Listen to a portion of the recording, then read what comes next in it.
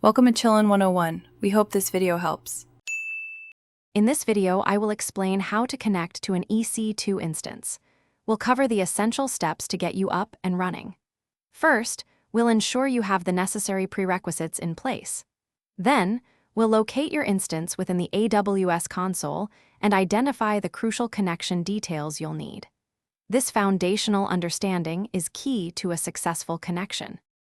Next, let's focus on security. You'll need an SSH key pair for secure authentication. Either create a new one or verify an existing one. Crucially, configure your security group to allow inbound SSH traffic. Ensure there's a rule permitting access on port 22 from your IP address or a broader range if appropriate. This setup is vital for secure access. Now it's time to connect. Open your preferred SSH client, like PooTTY or OpenSSH.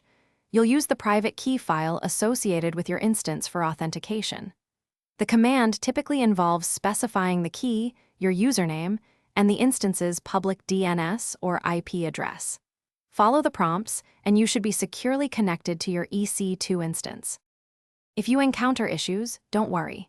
First, double-check your security group rules to confirm port 22 is open. Next, verify the permissions on your private key file. They must be restrictive.